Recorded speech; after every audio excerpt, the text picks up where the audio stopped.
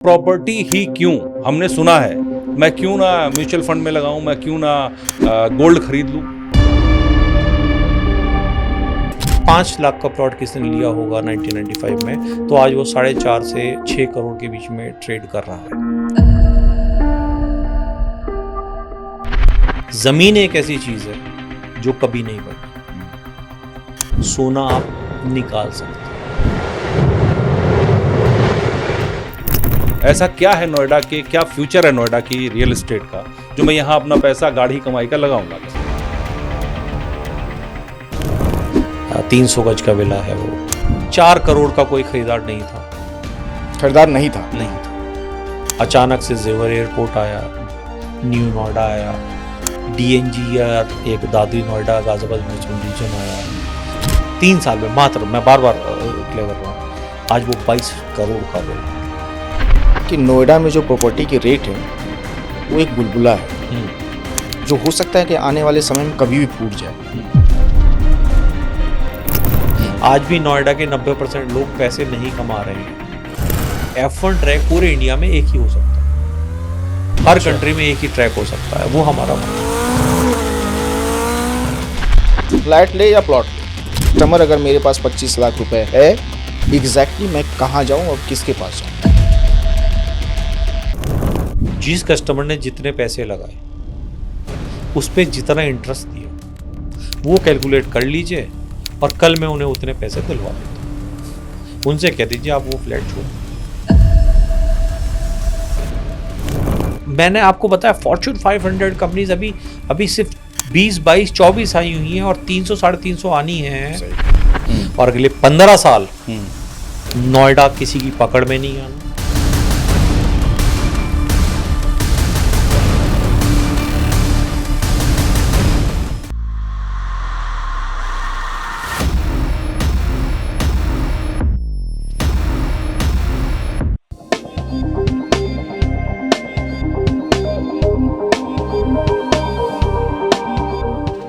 नमस्कार, मैं धर्मेंद्र द्विवेदी और मेरे साथ मेरे मित्र और सहयोगी अभिषेक कुमार नीलमणि है। नमस्कार। हम आज का पॉडकास्ट शुरू करें उससे पहले एक रिक्वेस्ट कि आप हमारे वीडियोस को लाइक करें, शेयर करें और चैनल को सब्सक्राइब जरूर करें।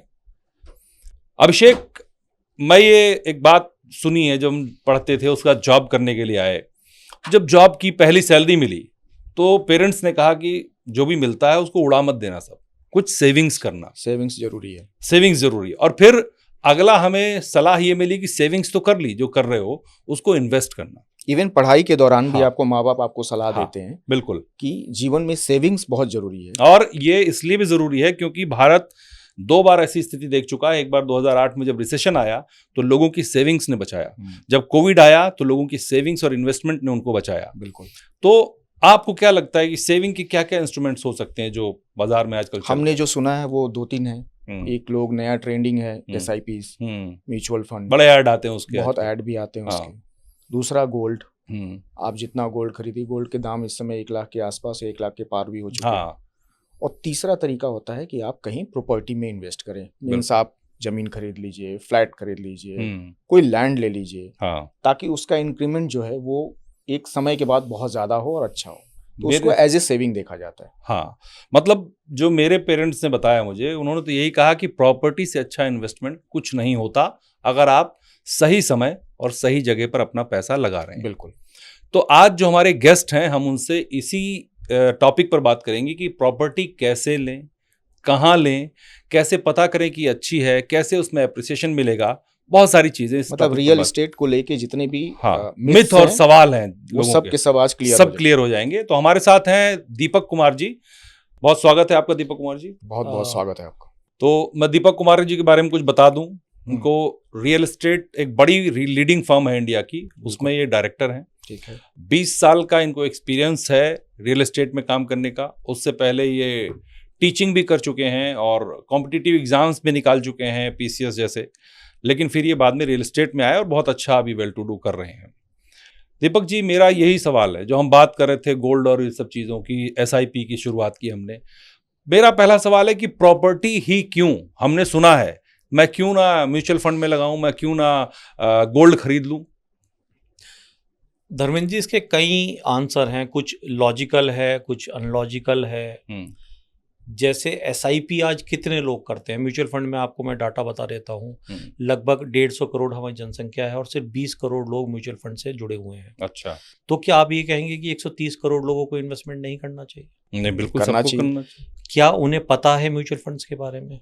नहीं, बहुत लोगों को नहीं पता। ठीक है, तो रियल एस्टेट हमेशा बहुत ऊपर रहेगा। हाँ, हुआ क्या है कि जो लेटेस्ट में ट्रेंड देख रहा हूँ, जो बात करने वाले हैं वो मैक्सिमम म्यूचुअल फंड्स की तारीफ करते हैं क्योंकि उन्हें वो ही सेल करना है।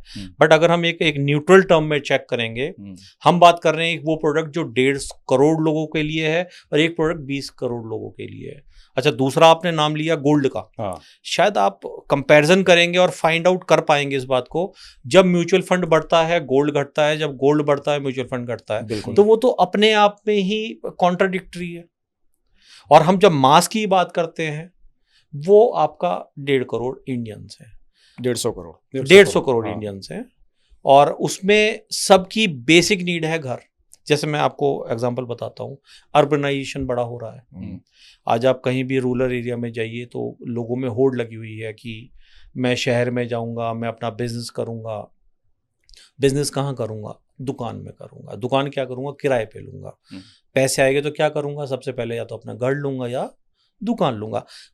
वो 130 करोड़ लोग कभी बात ही नहीं करते कि मुझे म्यूचुअल फंड लेना है, गोल्ड लेना है। आप गोल्ड की बात कर रहे हैं, गोल्ड आता है। जो अल्ट्रा रिच फैमिलीज हैं वो आज की डेट में शिफ्ट हो रही है डायमंड्स की तरफ। कभी प्लेटिनम की बात हो रही है, कभी वाइट गोल्ड की बात हो रही है। तो इसमें कोई दो राय नहीं है कि रियल एस्टेट हमेशा बहुत ऊपर रहेगा। नंबर्स की अगर आप बात करते हैं, 1996 में असल में हम दो जगह डिवाइड करते हैं। एक हम कहते हैं नोएडा, गुड़गांव, NCR को, या बॉम्बे, बेंगलोर को, जहां लोग नौकरी करने आते हैं। एक हम बात करते हैं कि बी टाउन्स में, जहाँ के लोग मैक्सिमम बिजनेस करते हैं। तो अगर आप उसमें देखेंगे ना, बी टाउन्स में अगर किसी ने 1995 में, मैं 30 साल पुरानी बात कर रहा हूँ, बिल्कुल, अगर किसी ने ढंग का देख के प्लॉट ले लिया कि 12 मीटर लूँ, 24 मीटर लूँ, कॉर्नर का लूँ, तो उन्हें कम से कम 100 टाइम्स का एप्रिसिएशन मिल चुका है। 100 गुना 30 साल में। जी 5 लाख का प्लॉट आज बी टाउन में अच्छी जगह, आप जिस शहर की बात करते हैं उसके जो अच्छी लोकेशंस हैं उसमें आज 5 लाख का प्लॉट किसी ने लिया होगा 1995 में, तो आज वो 4.5 से 6 करोड़ के बीच में ट्रेड कर रहा है। तो रियल एस्टेट हमेशा रियल एस्टेट रहे। लास्ट में जमीन एक ऐसी चीज है जो कभी नहीं बढ़नी। सोना आप निकाल सकते हो, सोना तो बनाया जाता है, खोज हो रही है रोज। जी। ठीक है, कई देश ऐसे हैं, मुस्लिम देश अब भी ऐसे हैं जहां पहाड़ के पहाड़ हैं सोने के, कवर्ड कर रखे हैं उन्होंने, अभी भी खुदाई नहीं हुई, खुदाई नहीं करनी, माइनिंग नहीं हुई है उनकी। ठीक है, US आर्मी उन्हें सिक्योरिटी देती है उन पहाड़ों को। ठीक है, जमीन उतनी ही रहनी है। आप कितने ही कुछ भी कर लें, एक्सपेरिमेंट कर लें, आप आज तक मिट्टी नहीं बना पाए। तो जो चीज़ लिमिटेड है और हमारी पॉपुलेशन बढ़ रही है, तो सप्लाई डिमांड का आप देख लीजिए, जिस चीज़ की सप्लाई लिमिटेड है। तो आप दीपक सर मुझे यहाँ ये बता दीजिए, आप जी, आपने कहा कि रियल एस्टेट में 100 गुना पैसा हो सकता है। एक आदमी हो गया है, हो जाना कहूंगा तो आप लोग कहेंगे कि नहीं ये तो हर आदमी कहता है, मैं तो पुराने पास्ट की बात कर रहा हूँ। तो अब आज प्रेजेंट की बात कर रहे हैं। प्रेजेंट में कोई, आपने कहा कि जमीन लिया कोई तो 100 गुना हो गया उसका। अब आज की तारीख में अगर कोई ले रियल एस्टेट में या प्रॉपर्टी में कहीं पैसा लगाए, प्लॉट ले या जमीन ले, या मतलब फ्लैट ले या प्लॉट ले, देखिए इसमें नीलमणि जी है क्या, ये आपकी ना रिक्वायरमेंट पे डिपेंडेंट है। जैसे आज मैं फ्लैट में रहता हूँ, ठीक है, मैं ज़मीन लेके मकान बना सकता हूँ, बट मैं न्यूक्लियर फैमिली है, सिक्योरिटी मेरे लिए इम्पॉर्टेंट है, सुविधाएं इम्पॉर्टेंट हैं, मुझे बड़े बड़े क्लब हाउसेस देखने हैं, मुझे गोल्फ कोर्स देखने हैं। वो इंडिविजुअल कैपेसिटी में मैं नहीं, प्लॉटेड डेवलपमेंट में, इंडिविजुअल कैपेसिटी में वो शायद मैं अवेल नहीं कर सकता, या उस तरह के बहुत सारे डेवलपमेंट्स नहीं हो रहे हैं। और ये डिपेंड करता है, जैसे आप बी टाउन्स की बात करते हैं, बी टाउन्स में जनरली लोग अपना मकान प्रेफर करते हैं। कॉस्टिंग भी एक इफेक्ट है कि अफोर्डेबल है। आज आप नोएडा, गुड़गांव या NCR जैसी जगह या बॉम्बे जैसी जगह में आप अपना मकान बनाने चाहें तो हम 100, 200, 500 करोड़ की बात कर रहे होंगे। और हम उस इंडिया में रह रहे हैं जहाँ 90% लोग, आपको एक फिगर बताता हूँ, आपको बड़ा अजीब लगेगा कि इंडिया में मात्र 6 या 7% लोग 1 लाख रुपए से ऊपर ज्यादा कमाते हैं। हाँ, सिर्फ 3% लोग 3 लाख से ऊपर ज्यादा कमाते हैं। तो वो 100 करोड़ 200 करोड़ का प्लॉट कहाँ खरीद लेंगे? सप्लाई डिमांड मान लीजिए, सुविधा मान लीजिए, या एक मेंटल साइकोलॉजी मान लीजिए, या पॉकेट मान लीजिए। तो फ्लैट कल्चर एनसीआर में और बॉम्बे में फ्लैट कल्चर है। बी टाउन्स में जनरली लोग अब भी जमीन प्लॉट अपना प्रेफर करते हैं। ये तो आप इन्वेस्टमेंट की बात जहां से आपने शुरू की थी, ये इमोशनली भी है। इमोशनल है ये। अगर कोई इन्वेस्टमेंट करना चाहे, किसी के पास पैसा है, मान लो सपोज दैट 1 करोड़ रुपए है, वो 1 करोड़ रुपए प्लॉट पे करे या फ्लैट पे करे? आप ये मानिए कि प्लॉट की कुछ लिमिटेशंस होती हैं जी। प्लॉट पे आपको 70% लोन मिलता है, फ्लैट में अगर छोटा साइज है 90% में मिलता है, 80% में मिलता है। फ्लैट कौन बनाएगा? बिल्डर। आज आप लोग हैं, आप पॉडकास्ट वाला के डायरेक्टर्स हैं, आप काम करते हैं, क्या आपके पास टाइम है कि जाके वहाँ लेबर से आप लकड़ी डुलवाएंगे या ईंट मलवाएंगे? मकान बनाना 1.5-2 साल का टास्क है। कोई भी प्राइवेट पर्सन नहीं कर सकता, अपना काम छोड़ के नहीं कर सकता, वो भी लिमिटेशन है। आज लोग फ्लैट की तरफ ज्यादा जाना चाहते हैं। हालांकि मैं फिर कहूंगा ज्योग्राफिकली आप किस लोकेशन पे ले रहे हैं, बी टाउन में ले रहे हैं तो आप प्लॉट लीजिए। अगर एनसीआर में ले रहे हैं जहां प्लॉट एक्सपेंसिव हो गया है तो वहां flat is always a good option. Reason behind is when you talk about investment, आप बोलते हैं इन्वेस्टमेंट कर, दैट मीन्स आपको कल को बेचना भी है। ठीक है, तो आपने 1 करोड़ की बात करी, आपने मेरे से 10 करोड़ की बात करते हैं, तो 10 करोड़ वाला कल को 20 करोड़ का बेचेगा 5 साल बाद। 20 करोड़ के कस्टमर्स कम है, 2 करोड़ के कस्टमर्स ज्यादा है। तो क्या फ्लैट डिप्रिसिएट नहीं होते, उसके वैल्यू उसके कम नहीं होते? नहीं, फ्लैट के अप्रिशिएट होते हैं, हमेशा अप्रिसिएट होते हैं। एक लेवल के बाद तो आपके प्लॉट की भी स्टैग्नेंसी आ जाती है। पर प्लॉट जो है वो कभी रुकता नहीं है ना एक जगह पे आके। तो फ्लैट भी नहीं रुकता है। फ्लैट पुराना तो होता है, पुराना प्लॉट भी पुराना होता है, प्लॉट पे कंस्ट्रक्शन होती है। हाँ, कंस्ट्रक्शन पुराना होता है, पर वो जमीन पुरानी तो जमीन के साथ होता है ना। लोगों की मेंटेलिटी जो है वो जमीन के साथ से जुड़ी हुई होती है। एनसीआर में नहीं है। एनसीआर में नहीं है। एनसीआर में नहीं है। एनसीआर में देखो, आपको देखना पड़ेगा, आपकी चॉइस है direct reflection of your earning और ये जॉब प्रोफाइल। प्राइवेट आदमी जो नोएडा, एनसीआर, गुड़गांव में जॉब कर रहा है, वो मकान बनाएगा 1.5-2 साल में या अपना नौकरी करेगा, एक चीज। दूसरी चीज, पहले 70% प्लॉट के लिए लोन मिलेगा, फिर 70% कंस्ट्रक्शन के लिए लोन मिलेगा। तो वो इंडिविजुअल के लिए बड़ी प्रॉब्लम होती है कि एक बड़ा हिस्सा, क्योंकि प्लॉट आज कहीं भी 1-1.5 लाख से नीचे कम नहीं है। 1-1.5 lakh square feet, square yard, गज होता है। ठीक है, कई जगह स्क्वायर फीट में भी जमीन बिकती है, बट नोएडा एनसीआर के संदर्भ में मैं अगर बात करूंगा तो स्क्वायर यार्ड में तो 1.5 करोड़ की जमीन लेगा, 1 करोड़ की कंस्ट्रक्शन करेगा, 2.5 करोड़। आपको नीलमणि जी कितने लोग नजर आते हैं आज? 80% गाड़ियां तो लोन पे है। आपको लाइफस्टाइल से कोरिलेट करना पड़ेगा। अगर आप मेरे से बात करते हो एज अ कंसल्टेंट कि क्या अच्छा है, बी टाउन में प्लॉट अच्छा है, क्योंकि वहां फ्लैट कल्चर एक्सेप्टेबल नहीं है। फ्लैट को वो ये देखा जाता है कि यार जिन पे पैसा नहीं था वो फ्लैट ले रहे हैं। लेकिन आज एनसीआर में या किसी भी सिटी में जहां लोग प्राइवेट जॉब्स कर रहे हैं, वो फ्लैट कल्चर में ज़्यादा खुश हैं। रीसेलेबिलिटी फ्लैट की ज़्यादा है। अच्छा, वो ज़्यादा। अभी हम नोएडा में बैठे जी, नोएडा में आप चले जाइए, जो सबसे अच्छा सेक्टर 15A, सेक्टर 44, सेक्टर 108, आप जाके देखिए कि उनमें कितने ट्रांजैक्शंस हो रहे हैं मंथली। शायद 10, 20, 30 इतने तो हर बिल्डर फ्लैट बेच रहा है हर हफ्ते पे।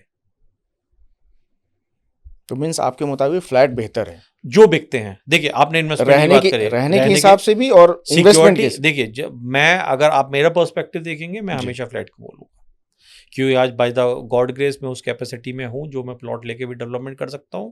उनका पूरा नाम क्या है और उनका प्रोफेशन क्या है, तो सोशली इतने कनेक्शन नहीं मतलब जो फ्लैट वाला कल्चर है वो प्लॉट पे भी आने लगा है यहाँ नहीं, कल्चर जरूर आ गया, लेकिन आप ताला बंद करने की बात कर रहे हैं। अगर आप ताला बंद करके गए तो आपके यहाँ चोरी मतलब 100% मैंने इसीलिए सवाल कहा। और कई मैं जहाँ रहता हूँ वो सामने मकान है जी, और पता नहीं चलता गर्मी जून में दोपहर है या रात में कोई आया ताला तोड़ के ले गया तो सामान उठा करके। तो आप ये खतरा तो रहता है। तो ये तो होता है।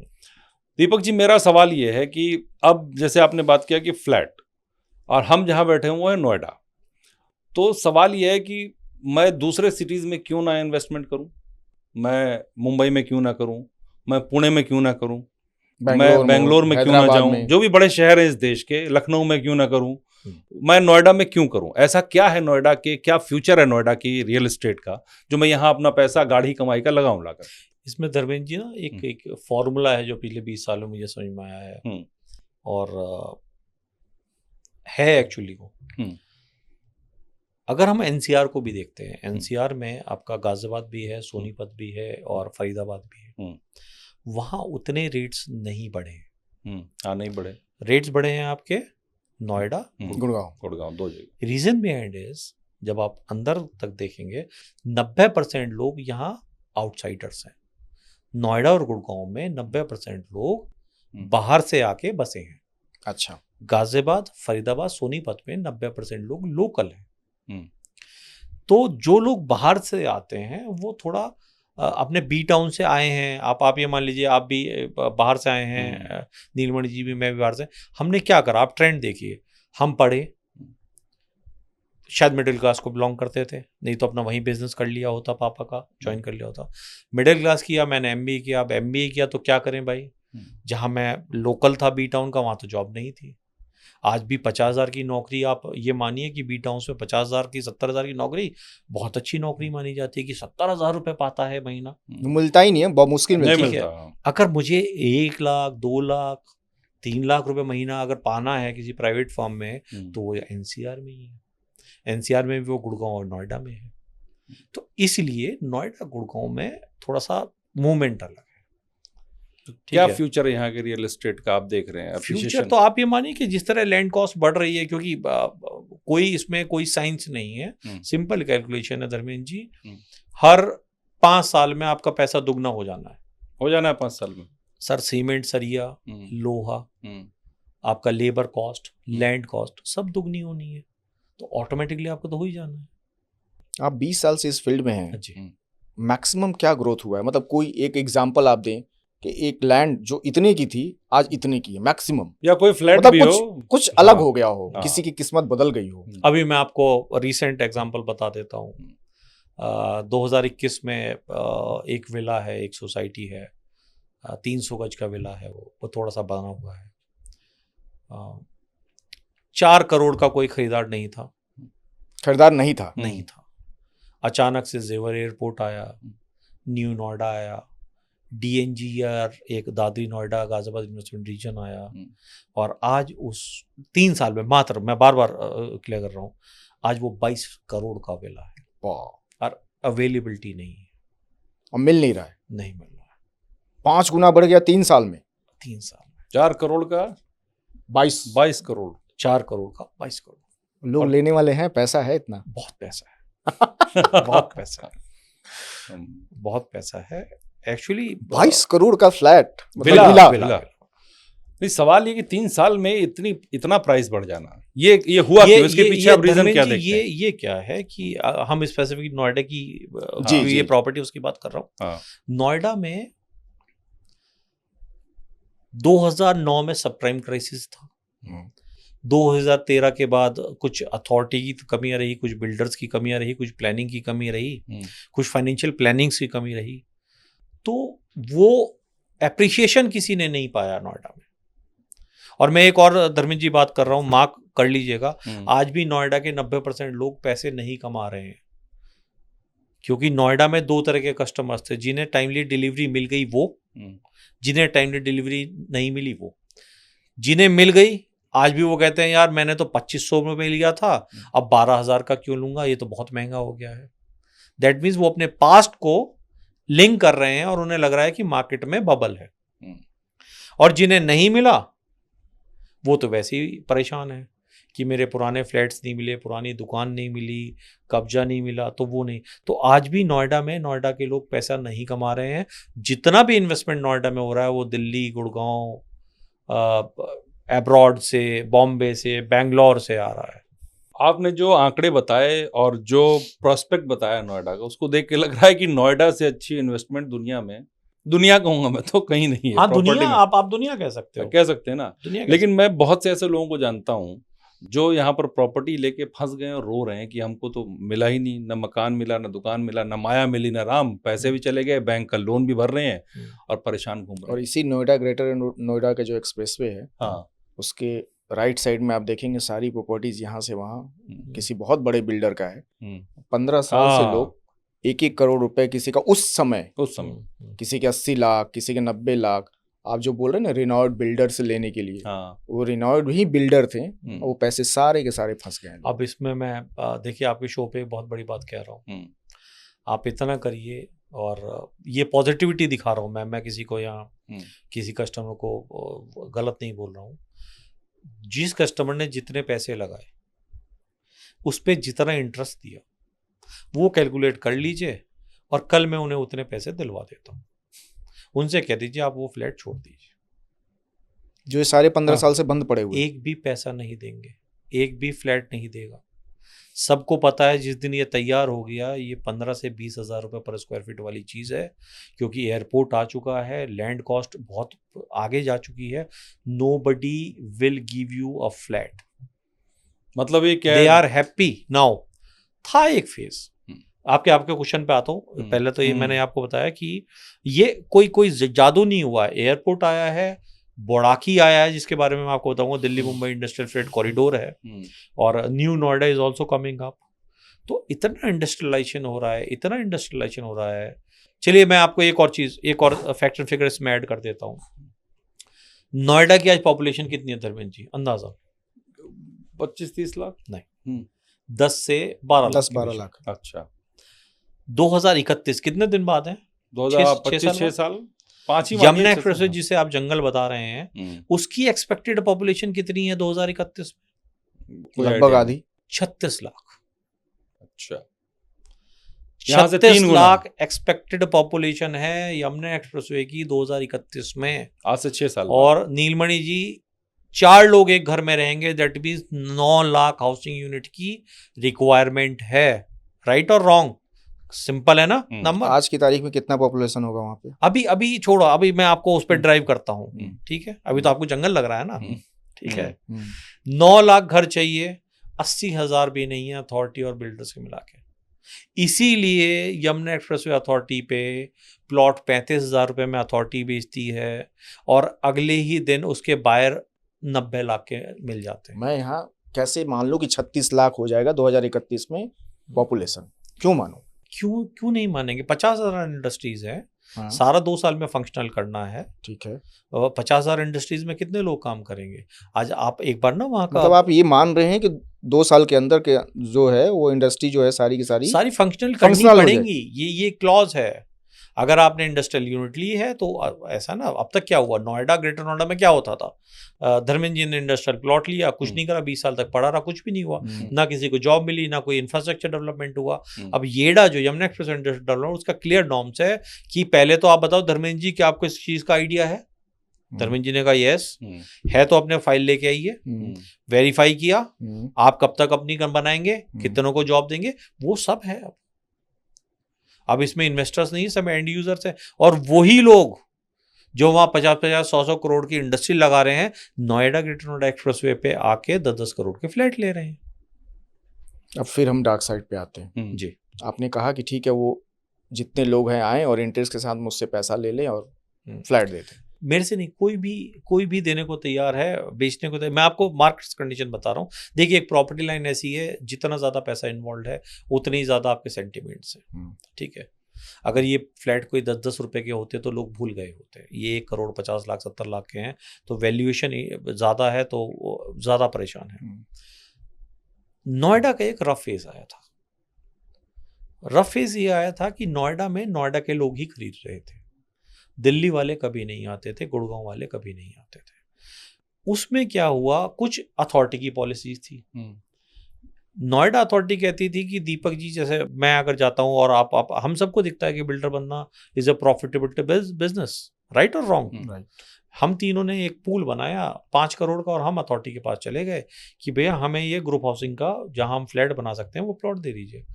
क्या शर्त थी? 4 करोड़ का प्लॉट है और हमने 40 लाख रुपए दे दिए। बाकी जो हमें 360 देने हैं वो देने हैं अगले 7-8 साल की किश्तों में। अब हम तीनों ने क्या सोचा, अखिलेश जी, अभिषेक जी कहते हैं कि मैं अपने इन रिलेटिव्स को बेच दूंगा, मैं उन अंकल को सेल कर दूंगा, धर्मेंद्र जी कहते हैं मैं इन्हें बेच दूंगा, दीपक कहता है इन्हें बेच दूंगा। बट हमने सिर्फ पॉजिटिव चीज़ देखी, नेगेटिव नहीं देखी।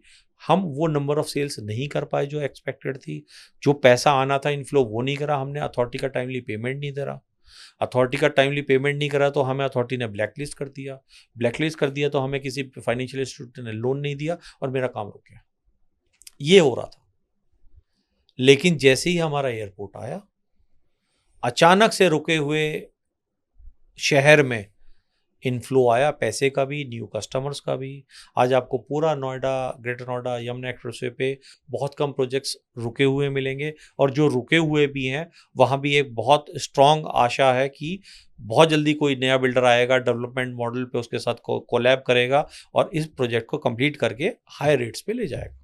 अब जो मैं डार्क साइड की बात कर रहा था, एक बहुत बड़े बिल्डर एक और हैं, उन्होंने भी अपनी प्रॉपर्टीज बेची, लोग उनसे पैसा दिए लिए, अंत में वो सुप्रीम कोर्ट को आना पड़ा, फिर एक सरकारी संस्था को आना पड़ा, और तब जाके उन प्रॉपर्टीज की जो कीज है वो कस्टमर को मिली। जी आप सोचिए उस कस्टमर का माइंडसेट, 20 साल जिसके 50 लाख रुपए फंसे हो, वो किस माइंडसेट में जी रहा होगा। एक तो ना अभिषेक जी, हमें केस स्टडी में जाना पड़ेगा। आप जिस बिल्डर की बात कर रहे हैं उसमें 70 लाख का किसने फ्लैट लिया, ठीक है, 20 लाख रुपए उसके फंसे थे। 70 के 70 नहीं फंसे थे, बहुत कम केसेस में फंसे थे, क्योंकि जिसने 70 लाख का फ्लैट लिया, सेल्फ फंडिंग वाला बहुत कम कस्टमर होता है। आप समझ रहे हैं, मतलब आप समझिए कि 70 लाख रुपए का, चलिए ठीक है, 20 लाख रुपए रेजिडेंशियल फ्लैट ले रहा है तो जनरली उसके पास सेल्फ फंडिंग नहीं होगी, ठीक है, 20 लाख उसके पास 20 लाख थे, बाकी बैंक के थे, ठीक है, सारा पेमेंट नहीं हुआ। आज जब वो जो बहुत बड़ी सरकारी जो आप बता रहे हैं, जो कंपनी आई और कंप्लीशन दे रहे हैं, आज आप उनसे रिटर्न चेक कर लीजिए, सारी चीज़ 2500-2600 रुपये पर स्क्वायर फीट में बिकी हुई थी और आज 10-10 हज़ार रुपये, 12-12 हज़ार रुपये पर रीसेल हो रही है। फिर डार्क साइड पे बात ही नहीं कर रहे हैं, आप कह रहे हैं कि उस माइंडसेट को समझिए जिसका 20 लाख रुपए फंसा, उस 20 लाख रुपए नहीं फंसा, और ये उम्मीद नहीं थी कि मिलेगा। 2012 से 2022 या 20 तक फंसा। अच्छा ठीक है, चलिए 10 साल फंसा जी, लेकिन उसका माइंडसेट तो समझिए कि उसको सुप्रीम कोर्ट जाना पड़ा। सुप्रीम कोर्ट अगर फैसला ना सुनाती, कोर्ट कचहरी का मामला अगर मान लीजिए और 20 साल लटकता, तो फिर वो क्या करता। हम पॉजिटिव देखें तो पॉजिटिव, जो होना था हो गया, जो होना था हो गया, बट आज financially they are not into losses. मैं इसी पे एक सवाल, इसीलिए मैं इससे ये पूछ रहा हूँ कि मेरा एक सवाल आ रहा है, लोग क्या 5 चीजें देखें पैसा लगाने से पहले, चाहे वो 20 लाख रुपए लगाए या 70 लाख रुपए लगाए। इसमें सबसे इंपॉर्टेंट ये है कि आप इंडस्ट्रियलाइजेशन डेवलपमेंट देखिए। एक आम आदमी नहीं समझ पाएगा कैसे। इंडस्ट्रीज जहां आ रही हैं, ठीक है, जहां इंडस्ट्रीज आएंगी, अभी जैसे मैंने पहले कहा, जहां इंडस्ट्रीज आएंगी वहां नया ब्लड आएगा, नए बच्चे आएंगे, नए लड़के लड़के आएंगे, वो अपने लिए घर खरीदेंगे। सबको सप्लाई तो लिमिटेड होनी है, हर जगह सप्लाई लिमिटेड, डिमांड हमेशा रहेगी। और क्या देखें। दूसरा चीज, आप बिल्डर का बैकग्राउंड चेक कर सकते हैं, कंस्ट्रक्शन क्वालिटी चेक कर सकते हैं, connectivity is very important. Major सड़क के पास हो, मेट्रो के आसपास हो तो आपको एक बूम मिलता है। बिल्डर बैकग्राउंड देखिए, उसके पुराने प्रोजेक्ट्स कैसे थे, अच्छे थे, आप फीडबैक भी ले सकते हैं, आप उसका मेंटेनेंस भी दे सकते हैं। और सबसे बड़ी चीज़, 2 चीज़ मैं आपको बार बार बताऊंगा, 100% पेइंग कैपेसिटी होनी चाहिए with the help of bank. आपको 90% कस्टमर परेशान मिलेंगे आज, जो कहते हैं मैं प्रॉपर्टी लेके फंस गया, क्योंकि उनके बेसिक क्लियर नहीं थे, उन्हें बस लेना था, कुछ ले लिया। क्यों लेना था? उस प्रॉपर्टी से आपकी एक्सपेक्टेशंस क्या हैं? आज मैंने देखा है, आप आदमी फ्लैट ले रहा है और कहता है क्यों ले रहा है? भाई मैं तो रहूंगा नहीं, किराए पे दे दूंगा। किराया कितना आता है? किराया यील्ड इज हार्डली 2.5 to 3%। किराया जब आप निकालोगे एनुअली 2.5 से 3%, एंड आप बैंक को क्या दे रहे हो? बैंक को दे रहे हो 8.5%। तो ये कौन सा बिजनेस कर रहे हैं आप? तो लॉस का बिजनेस हो गया। लॉस का बिजनेस है। तो होता क्या है, while buying a property you should be very clear कि आपकी इस प्रॉपर्टी से एक्सपेक्टेशंस। पर एक चीज और है, यहाँ पे 2.5% 3% किराया तो आ रहा है जी, पर वो एप्रिसिएट भी तो हो रहा है, उसकी वैल्यू, कैपिटल एप्रिसिएशन, हाँ वो भी तो हो रहा है, उसको भी तो जोड़ेंगे। वो भी नहीं होता, क्योंकि इस माइंडसेट से आप ready to move in property लेते हो। भाई किराया कहाँ से आएगा, जहाँ तैयार प्रॉपर्टी मिलेगी। ठीक है। तैयार प्रॉपर्टी में ऑलरेडी वो 50 की 1 करोड़ की हो चुकी है, आपने 1 करोड़ की ली है। ठीक है। तो 1 करोड़ पे आप जैसे म्यूचुअल फंड की बात करें तो mutual fund can give you return of 10 से 12% एनुअली। अगर सारा पैसा आपका है तो म्यूचुअल फंड में लगा दो, नहीं है तो भाई लोन पे आपने ले रखा 8.5% पे, there is a cost to that 1 crore ना, जो 8.5% है, उस 8.5% की कॉस्ट आप पे कर रहे हो और मिल क्या रहा है 2.5-3%, तो ये लॉस का घर है। और फिर आप कहते हो अल्टीमेटली मैं फंस गया।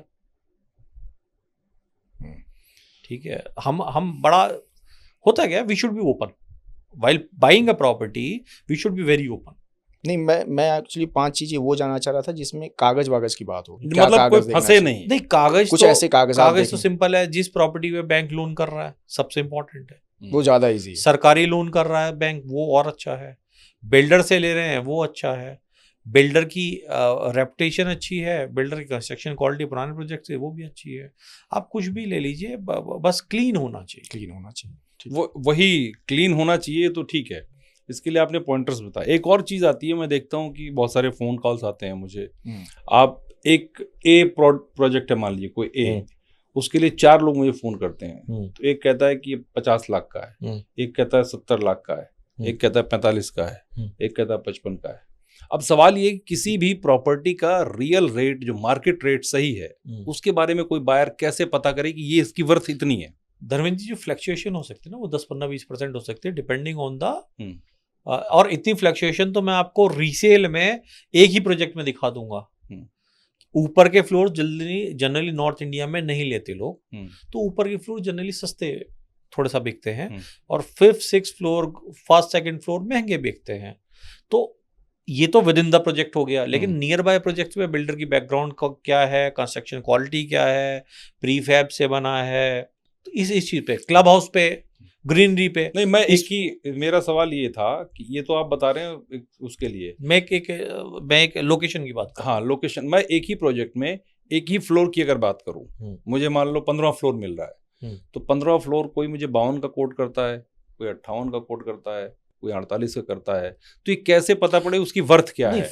वो तो कुछ नहीं, आप स्मार्ट बायर हैं 2-3 जगह, अब अगर 3 कॉल आ रही हैं तो आपने कहीं क्वेरी करी होगी, ठीक है, तो वो आपको खुद पता चल सकता है। आप बिल्डर से इंटरेक्ट करें, उसमें जो आपको सबसे सस्ता मिल रहा है आप ले लो, जो भी आपको इंटरेक्शन, फिर उसमें जो भी आपसे इंटरेक्शन कर रहा है, मैं एक बात बोलूंगा, आप उसकी ऑफिशियल आईडी से, उसमें 2 चीज हो सकती हैं कि वो एसोसिएट कितने दिन से सेम नंबर यूज कर रहा है, आप चेक कर लीजिएगा। अच्छा, मोबाइल नंबर फ्रीक्वेंटली तो चेंज नहीं हो रहा है, और वो किसी ना किसी कंसल्टेंसी फर्म से होगा, उस फर्म में कितने दिन से है, और उस फर्म का ऑफिस कैसा है, जिसका विजन है कि मैं कस्टमर को सर्विस दूंगा, अच्छा रेट दूंगा। क्यों दूंगा? क्योंकि दोबारा बिजनेस आएगा। वो ये सब चीज नहीं करता। वही मेरा सवाल यही था। अब आप कह रहे थे अभिषेक जी कि जो सबसे सस्ता दे रहा है वो ले लो।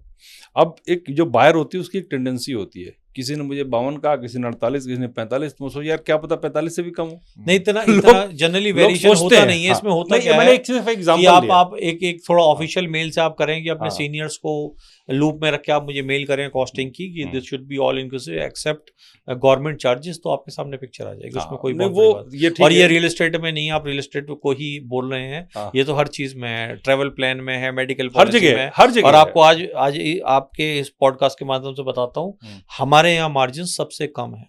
अच्छा, वो क्योंकि प्रोडक्ट बड़ा है, 1 करोड़ का तो 1-2 लाख रुपए दिखते जाता है।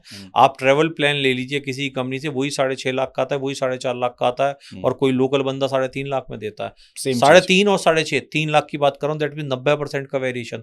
दवाई आप वही दवा आप होलसेल से ले लीजिए, वही अगर आपका कोई अच्छा बात है, वही दवा में बहुत मार्जिन होते हैं। तो इसीलिए मेरा सवाल, मैं प्रॉपर्टी में वो मार्जिन नहीं है। मैं रियल एस्टेट के लिए नहीं कह रहा था, ये हर जगह होती है, एक टेंडेंसी होती है बायर की बार्गेन करने की, तो उसके लिए मैंने पूछा कि कैसे सही बार्गेनिंग हो। इसलिए आपकी बातचीत में एक चीज मेरे दिमाग में आ रहा है। आपने कहा अभी थोड़ी देर पहले कि जब कोई एक फ्लैट लो तो रेंट उसका जो होता है 2-3% होता है, और बैंक में जो आप देते हो 8-8.5% देते हो मिनिमम। एक इंसान, तो अब आप कह रहे हैं एक चीज और कि 10 करोड़ के फ्लैट हैं, तो हम 10 करोड़ के फ्लैट को रेंट पे लें कि उसको खरीदें? मतलब रेंट बढ़िया। देखिए अगर कोई भी property ready to move in है तो वो रेंट पे लेनी चाहिए। ठीक है, एक आदमी रेंट पे तो रेडी टू मूव में ही जाएगा ना जी। अगर रेंट मूव इन हो गई है जी तो रेंटल इज ऑलवेज बेटर, क्योंकि कैपिटल एप्रिसिएशन जिसने रिस्क लिया 5-6 साल बिल्डर को पैसा देके उसे मिलेगा।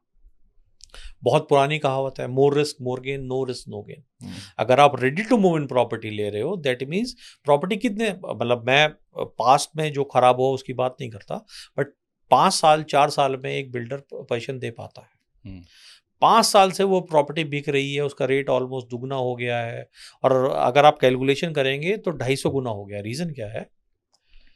पैसा 1 करोड़ आप एक साथ नहीं दे रहे, आप over the period of time 4-5 साल में दे रहे हो, और 2 मिल रहा है आपको, तो वो एक साथ नहीं दिया आपने एक साथ 4 साल में दिया और मिल आपको 1 करोड़ रहा है, तो आपको 100% नहीं, उससे ज्यादा एप्रिसिएशन मिलता है। लेकिन 10 करोड़ की प्रॉपर्टी बट 2 लाख के रेंट पे मिल जाएगी आपको।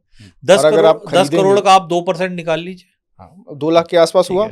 और अगर हम उसका रेंट मतलब EMI अगर बैंक में देते हैं तो करीब 8, 8.5 लाख या 9 लाख इसके आसपास जाएगा, तो एक इंसान हर महीने 7 लाख बचा लेगा। नहीं बट उसको फिर कहीं और इन्वेस्ट आप ये मानिए कि जो 10 करोड़ में रहेगा वो इस तरह नीलमणि जी नहीं सोचता। नहीं, लेकिन कई लोगों को मैंने देखा है। वो आपको मैं आपको बताता हूं, मैं बिल्डर का नाम नहीं लेता, मैं कई लोगों को देख रहा हूँ उस फ्लैट में। मैं खुद अभी हाल फिलहाल में मैंने विजिट किया, लोग 1 लाख रुपए रेंट दे रहे हैं और उसकी प्रॉपर कॉस्टिंग जो है वो 8 करोड़ के आसपास। हाँ। और लोग उसमें रेंट दे के रह रहे हैं। नहीं, रेंट पे रह रहे हैं और वो उतने ही पैसे कहीं और इन्वेस्ट कर रहे हैं। बट फिर मैं कह रहा हूँ हम उस सेगमेंट में नहीं पहुंच रहे तो 10 करोड़ की फ्लैट लेगा। आप ये मानिए 10 करोड़ का फ्लैट लेगा, भी आपने एक बात कही 8.5 लाख किस्त देगा, 8.5 लाख की किस्त वो देगा जिसकी 15 लाख इन हैंड आती हो सैलरी आराम से। बिल्कुल 15 लाख पे आप 30% टैक्स लगा लीजिए तो लगभग 22 लाख, 22 × 12 कर लीजिए। हम बहुत बड़े किसी आदमी की बात कर रहे हैं। कौन ले रहा है? ये वो ले रहे हैं नीलमणि जी जो दिल्ली में रहते हैं। पैसा by the grace of God, by the grace of real estate में सही टाइम पे वो आ गए थे। उनका प्रॉपर्टी की कीमत 100, 200, 300 करोड़ की है, बट उन्हें सुविधा नहीं है।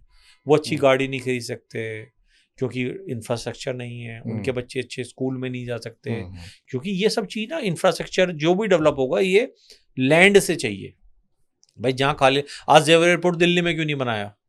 लैंड नहीं है अवेलेबल तो कहाँ बनेगा? तो जो भी दिल्ली में लोग हैं, बहुत लोग हैं जो एंजॉय करना चाहते हैं, जिन्होंने हार्ड वर्क किया है, वो अब कह रहे हैं कि यार मुझे इस तरह के फ्लैट चाहिए लग्जरी, तो वो ले रहे हैं। ये कोई आम आदमी नहीं ले रहा। और 10 करोड़ का फ्लैट बताने का पर्पज ये था कि हमें ये जानना चाहिए कि हम किस तरफ जा रहे हैं, नोएडा किस तरफ जा रहा है। पैसा है लोगों के पास, पैसा बहुत पैसा है, नहीं बहुत है, पैसा बहुत है। ठीक है। मेरा ये अगला सवाल यह था कि पैसा तो बहुत है, अब सवाल ये कि इन्वेस्टमेंट की जब बात आती है तो नोएडा जैसा जो हॉट केक है यहाँ पर, या क्या हमको कमर्शियल प्रॉपर्टी लेनी चाहिए या रेजिडेंशियल लेनी चाहिए या कुछ और लेना चाहिए, लैंड लेनी चाहिए, ये कैसे डिसाइड? ये धर्मेंद्र जी आपके कुछ फैमिली बैकग्राउंड पे डिपेंड करता है। प्लॉट और फ्लैट पे कहूँगा, जैसे मैं जो बी टाउन से आता है मन उसका हमेशा से ये करता है 20-25 साल के लड़के का या लड़की का कि अपना मकान लेके रहूँगा, अपना प्लॉट। लेकिन जैसे ही वो फैमिली हो जाती है, शादी हो जाती है, बच्चे हो जाते हैं, तो उसे लगता है कि यार सिक्योरिटी और सुविधा ज़्यादा इंपॉर्टेंट है, तो फ्लैट पे NCR में फ्लैट में जा रहा है। अब आपने पूछा कमर्शियल और रेजिडेंशियल, जिसके पास धर्मेंद्र जी, हालांकि आज की डेट में मैं बहुत कस्टमर से मिल रहा हूँ जिनके पास अपना घर नहीं है और वो अपना फ्यूचर मजबूत करने के लिए कमर्शियल प्रॉपर्टी में जाना चाह लेते हैं, बहुत लोग लेते हैं। ठीक है, बट मुझे लगता है जिसके पास घर नहीं है पहले उसे घर के लिए जाना चाहिए, और जब घर हो जाए, क्योंकि घर इज बेसिक नीड, उसके घर हो जाए तो फिर आप कमर्शियल में जाइए, पैरेलल एक इनकम की बात करिए। तो ये एक मुझे तरीका सही लगता है। आप दीपक जी मुझे नोएडा समझा सकते हैं? नोएडा, ग्रेटर नोएडा और यमुना एक्सप्रेसवे को मैप के जरिए समझा सकते हैं, या तरीके से, आप जिस भी तरीके से, कि लोगों को कहाँ एग्जैक्टली इन्वेस्ट करना चाहिए, अगर वो हम समझ पाए कि कौन सा एरिया कौन सा है, कहाँ पे प्रोजेक्ट्स आ रहे हैं, कहाँ इंडस्ट्रियलाइजेशन जो है वो बढ़ रही है, कहाँ रेसिडेंशियल ले लेना चाहिए, कहाँ अगर आपके पास बजट इतना है तो प्लॉट ले लो आप, मतलब जेवर एयरपोर्ट कहाँ है? देखिए मैं इसमें आपको ये कहना चाहूँगा कि अगर हम नोएडा स्पेसिफिक बात कर रहे हैं तो गौतम बुद्ध नगर के 3 authority, Noida authority, greater Noida authority और यमुना एक्सप्रेसवे अथॉरिटी। नोएडा में भी 2 लोकेशंस हैं, एक को हम सेंटर ऑफ नोएडा कहते हैं जो सेक्टर 74, 75, 76, 78, 79 और 115 से लेके 121 तक रहता है, 122 तक रहता है, और दूसरा आ जाता है नोएडा ग्रेटर नोएडा एक्सप्रेसवे। नोएडा में अब लग्जरी सेगमेंट आ रहा है, अफोर्डेबल नोएडा में खत्म हो गया है। अगर आज कोई हमसे कहता है कि 1 करोड़ में मुझे नोएडा में कुछ दिलवा दो फ्लैट, तो पॉसिबल, या तो कोई बिल्डर के साथ कुछ इशू होगा तो सस्ती चीज मिल रही है, अदरवाइज वो वैल्यूएशन नोएडा में अब खत्म हो चुकी है। ठीक है, अब हमें क्या करना है, नोएडा और ग्रेटर नोएडा को बीच में से जो चीज बाइसेक्ट करती है वो है हिंडन रिवर। हिंडन क्या रिवर आप इसको ड्रॉ करके कुछ बता सकते हैं? जी मैं कोशिश कर सकता हूँ। हाँ, कोशिश कर लें, थोड़ा आइडिया हो जाएगा कि कहाँ पर नोएडा, सेंटर ऑफ नोएडा कहाँ है, ग्रेटर नोएडा कहाँ है, जेवर एयरपोर्ट कहाँ है, दिल्ली कहाँ है, तो ये सब चीजें थोड़ा पता चलेंगी नक्शे पर, क्योंकि लोग जो यहाँ रहता है उसको तो पता है।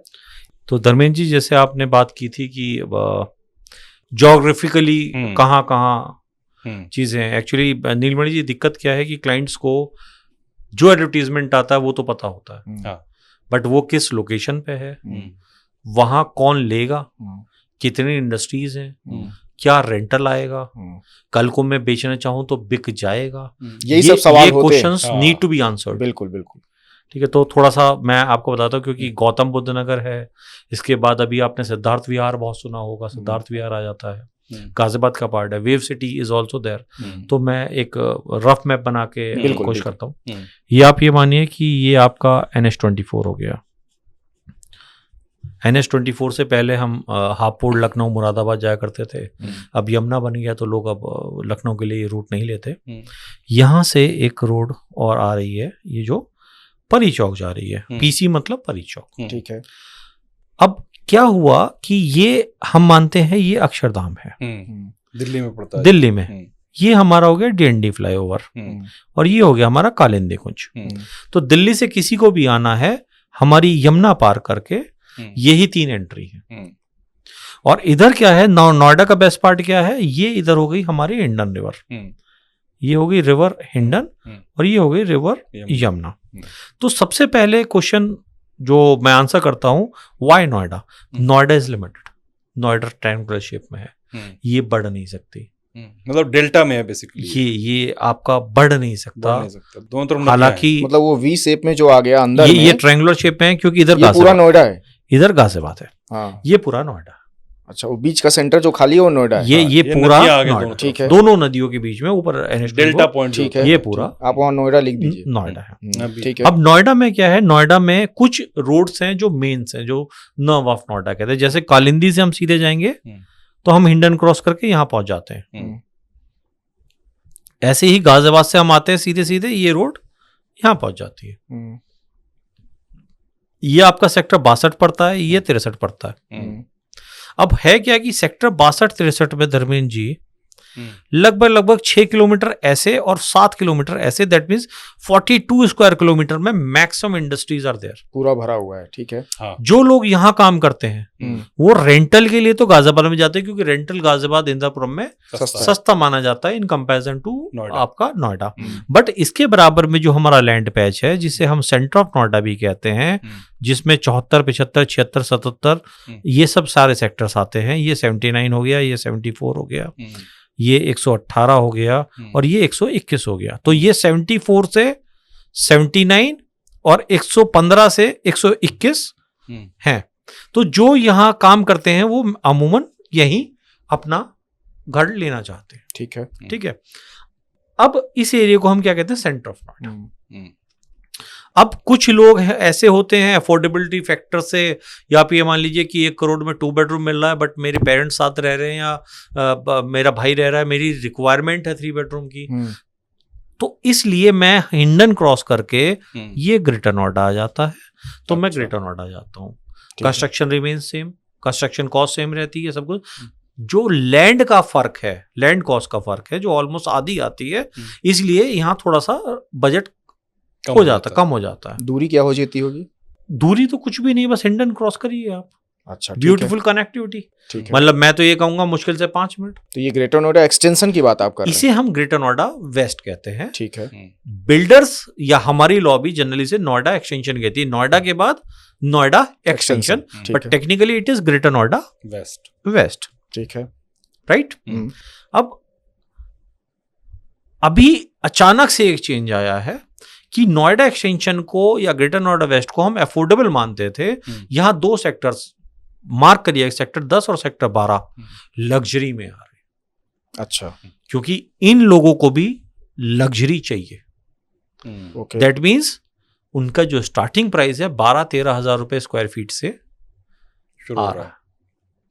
तो 12,000 रुपए और Noida extension hand by hand नहीं चलता था, बट यहाँ के लोगों को भी लग्जरी चाहिए, तो उन्हें सेक्टर 10-12 में वो सारी चीज़ें मिल रही हैं। वहाँ भी आपके अच्छे अच्छे डेवलपर्स आ रहे हैं, गोदरेज आ गया है, एस आ गया है, एल्डेको आ गया है, VVIP आ गया है, ATS इज ऑलरेडी देयर, तो वो है। अच्छा, अब क्या है कि परी चौक, अब हम आ जाते हैं एक्सप्रेसवे पे।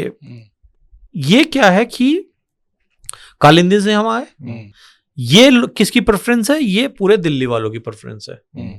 सेंटर ऑफ नोएडा में कौन रहते थे? जो 62-63 वाले, या जो नोएडा से इंद्रपुरम, गाजियाबाद, मेरठ कनेक्टिविटी हापुड़ चाहते थे, क्योंकि उन्हें क्या है सैटरडे संडे घर चले जाएंगे, तो वो लोग प्रेफर करते थे। बट दिल्ली का जो मैक्सिमम क्राउड है ड्यू टू कनेक्टिविटी, क्योंकि ये डिस्टेंस जरूर लग रहा है, बट 5-10 मिनट में हम 3 रास्तों से 15 मिनट में दिल्ली एंटर कर सकते हैं। बिल्कुल सही, ठीक है। तो ये महामाया फ्लाईओवर से परी चौक, ये 23 किलोमीटर का पैच है, जो 25 मिनट में तय हो जाता है। 25 मिनट में बड़े आराम से हो जाता है। ठीक है।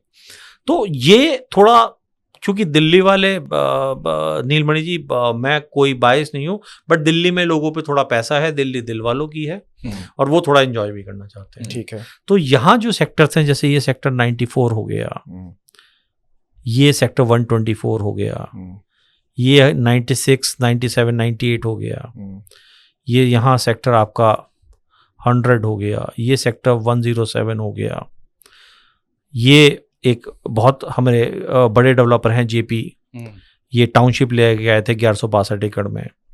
फिर ये लास्ट में हमारा यहाँ 150 सेक्टर है, यहाँ हमारा 146 है, ये हमारा 137 है। तो ये सारे रेजिडेंशियल सेक्टर्स हैं एक्सप्रेसवे पे। इसमें ऑन एंड ऑफ जैसे 94 और 124 के बाद यहाँ सारा IT हब है, MIT यूनिवर्सिटीज बीच में, हाँ, बीच में नहीं, सारा बीच में रेजिडेंशियल है, नहीं तो सारा IT और ऑफिस। ठीक है। देखिए, आपको एक बात समझनी पड़ेगी पहले, इसी बीच में एक मैं बात ऐड करना चाहूंगा कि फॉर्च्यून 500 कंपनीज बैंगलोर में लगभग 400 के आसपास हैं। आउट ऑफ 500 फॉर्च्यून 500 के उनके ऑफिस 400 हैं, क्योंकि वो IT के लिए नोन है। देन कम्स गुड़गांव में लगभग 300 के आसपास है। नोएडा में धर्मेंद्र जी कितनी होंगी? मुझे तो लगता है कि 5-10 हो तो बड़ी बात है। 22 से 24 फॉर्च्यून 500 कंपनीज हैं सिर्फ। अच्छा, आ गई इतनी? स्कोप देखिए आप कितना है। गुड़गांव में 300-500 कंपनी फॉर्च्यून 500 तब आई जब इंडिया का उतना नाम नहीं था, फाइनेंशियली हम उतने स्ट्रांग नहीं थे। अभी हमने जापान को बाईपास कराया अभी पिछले 10 दिन में इकोनॉमी तो, और ना हम पॉलिटिकली उतने स्ट्रांग थे कि हमारी सेम सत्ता रहे 10-15 साल तक, इसी वजह से। बिल्कुल ठीक है। और लॉ एंड ऑर्डर, ठीक है। तो आज अगर गुड़गांव में 300 हैं, तो मेरा मानना यह है कि अगले 10 से 15 साल बाद या इस पीरियड में लगभग 350-400 companies Fortune 500 Noida, greater Noida और यमुना एक्सप्रेसवे पे आएंगी, और उनके ही एम्प्लॉयज के लिए ये सारी प्रॉपर्टीज बन रही हैं। नोएडा वाला 10 करोड़ का फ्लैट नहीं खरीदता, ना तो उसे हमें उतना अभी मन नहीं है उतना खर्च करने का। ऐसा नहीं है नोएडा में लोगों को पैसा है, लेकिन वो 100 करोड़ 200 करोड़ ये highly paid employees will buy these apartments. मतलब नोएडा के लिए फॉर्च्यून होगा, ये भी जो फॉर्च्यून 500 नोएडा के लिए आप लिख लीजिए, जैसे शेख जायद रोड है वैसे ये रोड बननी है। शेख जायद रोड दुबई, ठीक है। यहाँ आपका TCS आ गया है, यहाँ आपका माइक्रोसॉफ्ट आ गया है, एसएल ऑलरेडी देयर है, रिलायंस है, और आगे परी चौक से 1 किलोमीटर पहले ये रोड ऐसे जा रही है, और ये हमारा आ गया एयरपोर्ट। आप ये मान लीजिए एयरपोर्ट के पास ये Yamuna expressway industrial development authority पड़ती है। तो ये जो रोड है हमारी, ये वाली रोड सबसे इंपॉर्टेंट है। सारा इंडस्ट्रियलाइजेशन हो रहा है, बड़ी बड़ी कंपनीज आ रही हैं, और नया ब्लड का फ्लो बहुत ज़्यादा है, यंग बच्चे बहुत आ रहे हैं। तो ये हमारा हो गया, ये नोएडा ग्रेटर नोएडा एक्सप्रेसवे हो गया।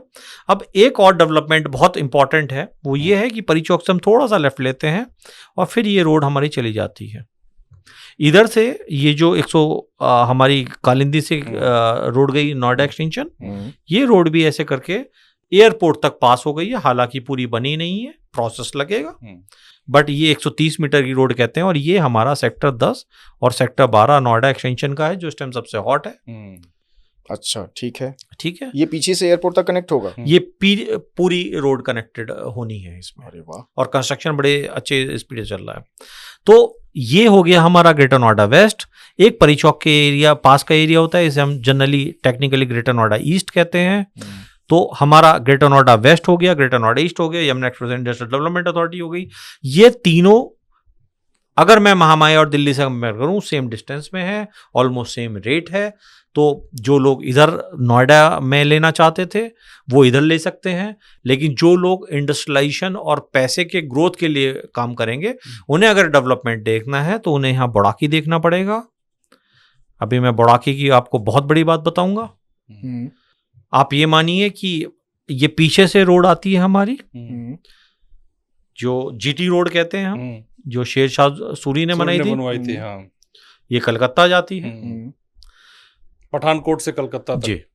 बुड़ाकी, अगर आप ये मान रहे हैं नीलमणि जी कि एयरपोर्ट बहुत बड़ा है, तो बुड़ाकी बहुत हल्के में नहीं लिया जा सकता। अब बार बार बुड़ाकी बोल क्यों रहे हैं? क्या अभी है? मैं आपको बताता हूँ। जितनी भी वर्ल्ड की डेवलप्ड इकोनॉमी है, उसमें ट्रांसपोर्टेशन कॉस्ट इज ऑलमोस्ट 6 से 7% होती है प्रोडक्ट की वैल्यू की। इंडिया में 12 से 14% है। डबल है। हाँ जी। या तो वो प्रोडक्ट पहुंचता ही नहीं अगर खराब होने लायक है, या उसकी कीमत बहुत ज्यादा होती है। तो इन्होंने क्या किया, इन्होंने पूरे इंडिया में ईस्टर्न और वेस्टर्न फ्रेट कॉरिडोर बना दिया, मालगाड़ी का रास्ता बना दिया। अच्छा। तो इन्होंने ऊपर से लुधियाना, ये मैं मार्क कर रहा हूं, और नीचे कलकत्ता, ये कलकत्ता, ये लुधियाना, इसे हम ईस्टर्न फ्रेट कॉरिडोर कहते हैं। और बुड़ाकी से ऐसे जाता है ये रास्ता, और ये सीधे बॉम्बे जा रहा है। तो ये बाई ट्रेन, मतलब ट्रेन का ये रास्ता, मालगाड़ी का रास्ता है, अगर हम समझ सकें। कॉरिडोर। हाँ, मालगाड़ी का रास्ता है। ये हम महामाया से आगे जब बढ़ते हैं तो एक ऊपर से आप क्रॉस होती है ऊपर से। अब ये वही है क्या? ये वही है। अब आप ये समझिए कि बुड़ाकी एक ऐसी जगह है जहां इन दोनों लाइन का इंटरसेक्शन हो रहा है, जंक्शन हो गया ठीक बड़ा। है। 52 लाइंस का स्टेशन यहां बन रहा है। 52 लाइंस का। आप इसे ड्राई पोर्ट भी मान सकते हैं। हाँ, ड्राई पोर्ट। अप्रोक्सीमेटली स्टडीज कहती हैं कि 2 lakh jobs will be created because of this development. 2 lakh jobs की मतलब 2 लाख घर और चाहिए होंगे। और यहाँ अभी क्या स्थिति है घरों की रेट की? और घर रेट आप ये मानिए कि यहाँ एक डेवलपर है, मैं नाम नहीं लूंगा, उसका रेंटल उतना है 2 बेडरूम का जितना नोएडा में है। नोएडा में 2 बेडरूम का घर जो आपको रेंट पे मिलता है 25,000 रुपए में मिलता है, जनरल 30,000 में। और यहाँ एक बिल्डर है, बिल्कुल ओके कंस्ट्रक्शन है, बट उसका रेंटल भी 25,000 रुपए है। और अगर खरीदने जाते हैं तो खरीदने जाते हैं रेट थोड़ा सा अच्छा है। क्या है? अगर एक आम आदमी 7-8 हजार रुपए में आपको यहाँ रेडी टू मूव इन चीज मिल जाती है। मतलब आप, बट हाँ, you will have to, when you talk about ready to move in, you will have to compromise on location. आप ये सजेस्ट कर रहे हैं कि यहाँ लेना चाहिए अभी? जी, मैं इस अभी बस एक डेवलपमेंट और है, मैं और वो बता देता हूँ जो बहुत मेजर डेवलपमेंट है। Noida authority is the richest authority. Noida is the greenest city. बहुत पैसा है। बुड़ाकी के आगे ये हमारा आ गया DNGIR, Dadri Noida Ghaziabad investment region. जहां जहां ये ट्रेन जा रही है, ये 6 स्टेट्स में जा रही है, हर जगह इन्होंने इन्वेस्टमेंट रीजन बनाए हैं। क्योंकि अब इंडस्ट्रियलाइजेशन यहीं होगा और यहीं लोग यहीं काम करेंगे और ट्रांसपोर्टेशन इनसे होगा। एक इलेक्ट्रॉनिक मैन्युफैक्चरिंग क्लस्टर की बात होती है। आपको पता है अभी सिंदूर जो ऑपरेशन हुआ था हमारा, उसमें एक अमेरिका के रक्षा स्पेशलिस्ट है, उन्होंने कहा है कि मेड इन इंडिया ने चाइना के प्रोडक्ट को फेल किया है। तो इंडिया का जो मेड इन इंडिया है, आप ये मानिए कि बुराकी से स्टार्ट होके जवाहरलाल पोर्ट तक जाएगा। ये 7 जगह हैं जहां ये अभी बना रहे हैं इन्वेस्टमेंट रीजन, जो IR है इन्वेस्टमेंट रीजन। ये दादरी नोएडा गाजियाबाद पहला है। धुलेरा आपने सुना होगा बहुत, Dholera is also on this line. तो 7 ये हैं। तो DNJER को हम क्या कहते हैं? हम न्यू नोएडा भी कहते हैं। अच्छा, इसे हम न्यू नोएडा भी कहते हैं। तो जो नोएडा में कमी रह गई वो यहाँ पूरी हो रही है। 4 नॉर्थ ईस्ट साउथ वेस्ट में नोएडा डेवलप हो रहा है। ऐसे कर रहे हैं कि अगर एक जगह स्कूल है, रेजिडेंशियल है, तो स्कूल मॉल सब है। ऐसा नहीं है कि सब लोग DLF की तरफ भागेंगे।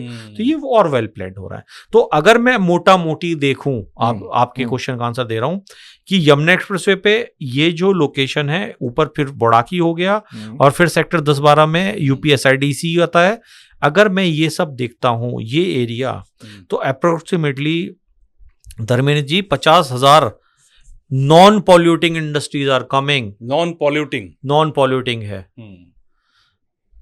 इनमें जो जॉब करेंगे वो हैं 36 लाख लोग, जो 36 लाख की बात तो इस लोकेशन पे नोएडा ग्रेट नोएडा एक्सप्रेसवे से इस तरफ या इस तरफ, इस रीजन में कहीं भी आप कुछ खरीद लें, तो मेरी समझ से, मेरी राय से और 20 साल के एक्सपीरियंस से आपका पैसा 5 साल में नहीं हो सकता है, 4 साल में, 3.5 साल में भी दुगना हो जाए। वाह, बहुत बढ़िया। आपने इतने अच्छे तरीके से समझा दिया ये कि मुझे लगता है कि हमारे जो भी दर्शक देख रहे होंगे, उनको ये समझ में आ गया होगा कि इन्वेस्टमेंट करना कहाँ है और उनका। अच्छा, एक बार मुझे बजट भी बता दीजिए, मतलब किस बजट में अगर कोई कहाँ जा सकता है? देखिए, इसमें थोड़ा सा मैं आपको क्लियर कर देता हूँ कि मेरा एक्सपीरियंस क्या बोलता है। ग्रेटर नोएडा वेस्ट, क्योंकि ये थोड़ा अफोर्डेबल लाना था, तो यहाँ ना FAR होती है, फ्लोर टू एरिया रेशियो, जो टेक्निकली ये है कि आप कितना बना सकते हो। तो यहाँ थोड़ा सा अथॉरिटी ने परमिशन 1 एकड़ में 180 फ्लैट बनाने की दे दी। ठीक है। तो नोएडा एक्सटेंशन थोड़ा सा क्राउडेड लगता है, अब आप जाएंगे तो बिल्कुल। ठीक है। तो अगर आपको कोई दुकान खोलनी है तो आपको ग्राहक चाहिए, तो फुटफॉल चाहिए, डेंसिटी चाहिए। तो मेरे ख्याल से अगर दुकान खोलनी है तो नोएडा एक्सटेंशन बहुत अच्छी लोकेशन है। ठीक है। अगर आप कहते हैं मुझे प्लॉटेड डेवलपमेंट चाहिए, तो आप यमुना एक्सप्रेसवे पे प्लॉटेड डेवलपमेंट ले लीजिए, बिल्डर का ले लीजिए, अथॉरिटी का लीजिए, आप पे डिपेंड करता है। क्योंकि नोएडा में आज प्लॉट का रेट, जो अच्छे प्लॉट है, 3 लाख, 4 लाख, 5 लाख, 7 लाख तक का भी है गज। यहाँ भी 2-3 लाख तक पहुंच गया सेक्टर 2 में। ठीक है। यहाँ आज भी हमें 1 लाख में मिल रहा है। डेवलपमेंट सारा यहाँ है। तो मुझे ऐसा लगता है यहाँ भी जो अच्छा प्लॉट कोई ले लेगा, तो अगले 5-7 साल में 5 लाख रुपए का यहाँ भी रेट होना है। आप कहाँ से बिलोंग करते हैं नीलमणि जी? वाराणसी से। आप प्रयागराज। आप एक बार स्टडी करिएगा कि वाराणसी में भी एक एरिया होगा जहाँ हुज एंड हुज, जो रईसों के रईस रहना चाहते हैं, भले ही वो एमिनिटीज के वजह से हो, भले ही वो उस एरिया के उससे हो, या आप भी देखिएगा उसका रेट अच्छा होता है। तो यमुना एक्सप्रेसवे पे भी ऐसे स्पॉट्स हैं जहां हुज एंड हुज रहना चाहेंगे। तो अगर हम उस सोसाइटी में कोई इन्वेस्टमेंट कर दें तो वो हमारा एक्स्ट्रा ऑर्डिनरी रिटर्न हमें दे जाएगा। 1 लाख तक गज। और ये बुराकी में जहाँ है, अगर बुराकी में ये सारा इंडस्ट्रियल डेवलपमेंट है। यहाँ कोई अभी हमारे नॉर्मर कस्टमर्स के लिए कुछ नहीं है। इंडस्ट्रियल प्लॉट्स हैं, वो जनरली इंडस्ट्रिस्ट और with lot of experience in the same field, वो रिक्वायरमेंट है। और अगर कोई कहता है कि नहीं यार पैसा कोई लिमिट, पैसे में दिक्कत नहीं है, बट मुझे बसे बसाए में चाहिए, तो आप नोएडा से 94 से लेके परी चौक तक आप कहीं भी ले लीजिए। फ्लैट कल्चर एक्सेप्टेबल है, markets are there, malls are there, schools are there. तो यहाँ आप आज रह सकते हैं। तो जो लग्जरी में लेना चाहते हैं वो 94 से परी चौक के बीच में ले, मतलब 5 करोड़ से 10 करोड़। हाँ, आप ये मानिए कि 2-2.5 करोड़ में आज की डेट में नीलमणि जी कुछ नहीं आता यहाँ पे, इस एरिया में कुछ नहीं आता। ठीक है, कॉन्सेप्ट एकदम बिल्कुल क्लियर हो गया आपकी वजह से। Thank you.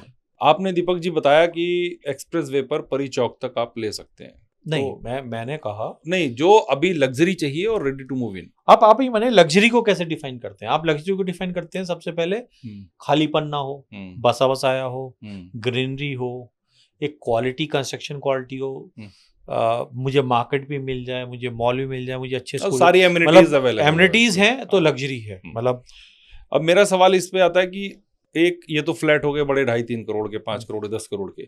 आजकल एक बहुत बड़ी टर्म प्रचलित है स्टूडियो अपार्टमेंट्स, वो बहुत फेमस हैं नोएडा में, ठीक है, कई वजहों से फेमस हैं, लेकिन वो क्या होते हैं स्टूडियो अपार्टमेंट्स और उनमें इन्वेस्टमेंट कैसा रहेगा, ये अगर जानना चाहें। एक्चुअली धर्मेंद्र जी, हो क्या रहा है कि लोगों ने ये तो देख लिया कि कमर्शियल में मेरा रिटर्न ज्यादा आता है, लेकिन इस लालच में ना बहुत लोग फंस गए हैं कि बस मुझे कमर्शियल का जहां धप्पा लगा है मैं वो ले लूंगा। देखिए, when you talk about commercial का डेफिनेशन क्या है? जो भैया मैं प्रोडक्ट खरीद रहा हूँ फाइनेंशियल यूज से, मैं उससे पैसा चाहिए। देखिए, आज आपने घर लिया, आप मान लीजिए अभी नीलमणि जी ने बताया वाराणसी में रहते हैं, इन्होंने वहाँ जाके अपने लिए घर बना लिया, तो वो ना आपकी इमोशनल वैल्यू है, उससे कोई वो नहीं है। बट कमर्शियल का मतलब फाइनेंशियल वैल्यू, कि मुझे बढ़ना भी चाहिए और रिटर्न भी चाहिए, राइट? अच्छा, इसमें क्या है कि आपके व्यूअर्स के लिए बता देता हूँ, 1 करोड़ का अगर फ्लैट है तो उसका 25,000 रुपये रेंट आ रहा है, और 1 करोड़ की अगर दुकान है तो उसका 45,000 रुपये किराया आ रहा है, तो दैट मीन रिटर्न दुगना हो रहा है। तो लोगों को ये बड़ा अच्छा लगता है कि कमर्शियल है ये। अब कमर्शियल में मेरे पास मार्केट में क्या क्या ऑप्शंस हो सकते हैं, स्टूडियोज पे मैं बाद में आऊंगा, पहले ये बताता हूँ, ये उससे ही लिंक्ड है। कमर्शियल में सबसे पहले आपको मॉल ऑफर मिलते हैं कि आप मॉल में एक स्पेस खरीद लो, दुकान खरीद लो। दूसरा ऑप्शन है कि आपको उसी मॉल में फूड कोर्ट खरीद लो, मॉल में मत खरीदो, कहीं ओपन में फूड कोर्ट खरीद लो। फिर ऑप्शन आता है कि आप ऑफिस स्पेस खरीद लो, कि भाई इतने लोग आएंगे इन्हें सर्विस देने के लिए, और एंटरप्रेन्योरशिप बढ़ रही है, और दिल्ली गवर्नमेंट ने तो अपने स्कूल के करिकुलम में एंटरप्रेन्योरशिप ऐड कर ली है। तो इन्हीं गवर्नमेंट का सोचना भी है कि यार हमें जॉब लेने वाले नहीं, जॉब देने वाले चाहिए। तो ऑफिस स्पेस बड़ा है। उसके बाद 2nd-3rd फ्लोर की शॉप है, वो ले लो। फिर ग्राउंड फ्लोर की शॉप है। अब जितने भी ये प्रोडक्ट हैं, ये हैं तो कमर्शियल, बट कौन सा चलेगा कौन सा नहीं चलेगा, उसमें कहीं ना कहीं मैं जो भी बोलूँगा बहुत लोग एग्री करेंगे, बहुत लोग डिसएग्री करेंगे। दुकानें हैं, चलती हैं तो बहुत अच्छा रिटर्न देती है, नहीं चलती तो ब्लॉक हो जाती है। ऑफिस स्पेस है, आज भी काफ़ी जगह ऑफिस स्पेसेस खाली हैं। खाने का फूड कोर्ट का एक ऐसा है कि धर्मेंद्र जी, आप अपने परिवार को लेके जाइए, तो अच्छा लगा तो 1-2 बार और जाएंगे, फिर कहेंगे कहीं और चलते हैं, बच्चे कहेंगे पापा कहीं और चलते हैं, बुरा लगा तो दोबारा नहीं जाएंगे। डिपेंडेंसी बहुत है, मॉल में आपकी डिपेंडेंसी है, भाई मॉल की पार्किंग होनी चाहिए। आज बहुत सारे ऐसे नोएडा में मॉल्स हैं जिसमें मैं खाना खाने जाना चाहता हूँ, बट वहाँ पार्किंग की समस्या की वजह से मैं नहीं जाता कि यार कौन पार्क करेगा, 15 मिनट लग जाती है, लिफ्ट का। तो आपका खाने पीने का काम डिपेंडेंट है, पार्किंग कैसे होगी, लिफ्ट चलेगी नहीं चलेगी, सिक्योरिटी कैसी है, फिर मेरे बराबर वाला स्टॉल नहीं चल रहा तो क्लीनिंग कौन करेगा, कैसे करेगा, क्योंकि कॉमन एरिया वो बीच में होता है। तो इस सब में एक कॉन्सेप्ट आती है स्टूडियो। स्टूडियो 2009 से नोएडा में शुरू हुआ, और वो भी नोएडा ग्रेटर नोएडा एक्सप्रेस पे शुरू हुआ, क्योंकि दिल्ली वाले आते थे तो बड़ा अपार्टमेंट खरीदते थे, तो छोटा अपार्टमेंट लॉन्च करने के लिए उनके पास ऑप्शन होता था। तो पहले रेजिडेंशियल स्टूडियो आए, लेकिन अभी रिसेंटली जब से एयरपोर्ट आया है तो commercial studios are there in the market, जिन्हें हम ऑफिस सूट्स भी कहते हैं। अच्छा, ठीक है। अब है क्या धर्मेंद्र जी, एक्चुअली मेरी जो भी वो है, मैं फैक्ट्स एंड फिगर्स पे थोड़ा सा ज़्यादा कंसंट्रेट करता हूँ, तो तभी थोड़ा सा ट्रस्ट फैक्टर भी आ पाता है। आईजीआई एयरपोर्ट 5200 एकड़ का, 5200 एकड़ का। नोएडा इंटरनेशनल एयरपोर्ट 7200 एकड़ का है। 2000 ज्यादा। हाँ, 2000 एकड़ ज्यादा। 2000 एकड़ ज्यादा। आईजीआई में आज का डेली फुटफॉल है 1,86,000 पैसेंजर डेली। वो तो हमारे नोएडा में भी होगा, अब नहीं होगा, 5 साल बाद होगा। उन 1,86,000 पैसेंजर में कौन बाहर से आता है, कौन नहीं आता, मुझे नहीं पता, but aero city is there in Gurgaon. Mahipalpur में 100 होटल्स हैं, एंड गुड़गांव में होटल्स हैं। बिल्कुल। नोएडा में 5 होटल के अलावा 6ठा होटल नहीं है। एयरपोर्ट बड़ा आ रहा है, आपको एक बहुत मजे की बात बताता हूँ मैं। एक एक्सपो सेंटर है हमारा नोएडा ग्रेटर नोएडा है, 365 में से लगभग वो 200 दिन बुक्ड है इस साल। जिस दिन बुक्ड है उस दिन आप होटल के टैरिफ देखिएगा। जो होटल नॉर्मली 6-7-8 हज़ार रुपए का रूम ऑफर कर रहा होता है, ऑन दैट वेरी डे आपको 20,000, 22,000, 24,000 रुपए का मिलेगा। 4 गुना हो जाता है। तो ऐसे में नीड आई कि यार कमर्शियल स्टूडियो क्यों नहीं। कमर्शियल स्टूडियो मतलब कमर्शियल लैंड पे हो, जिसकी आप डेली बिलिंग कर सकते हो, जिसमें बड़ी बड़ी होटल चेन्स आ रही हैं। अभी मैं बताता हूँ कि नोएडा के एक स्टूडियो से टाई अप हुआ है, हयात हाउस। हयात का एक हाउस करके इनका अलग है, जो इस वर्ल्ड में स्टूडियो से टाई अप करता है। अच्छा। वो कहता है कि होटल में तो लोग 1-2 रात के लिए आते हैं, स्टूडियोज के लिए थोड़ा सा लॉन्ग स्टे के लिए आते हैं। तो उन्होंने नोएडा के बहुत बड़े डेवलपर से उनकी 127 स्टूडियोज ले लिए हैं। तो लगभग रेंटल बहुत अच्छा आता है। मतलब मेरे जो कमर्शियल स्टूडियोज जो हमने रिसेंटली सेल किए हैं, 50, 55, 60 लाख के हमने सेल किए थे, आज रेडी टू मूव है, 1 करोड़ की उनकी रीसेल वैल्यू है, एंड रेंटल कहीं भी 60-65 हज़ार रुपए यू आर गेटिंग मिल जाता है। दैट मीन्स 1 करोड़ के इन्वेस्टमेंट पे 25,000 रुपये का रेंट रेजिडेंशियल फ्लैट में, 1 करोड़ के दुकान पे 45,000 रुपये का रेंट, और 1 करोड़ के स्टूडियो पे 60 से 65,000 रुपये का रेंट। और दूसरी चीज, नंबर ऑफ स्टूडियो मुझे नहीं लगता 30,000 स्टूडियो भी होंगे versus 4 lakh flats available in Noida NCR, मतलब गौतम बुद्ध नगर। तो सप्लाई लिमिटेड है, ऑक्यूपेंसी 100% है, rental percentage is 7 to 8%, capital appreciation तो होगा।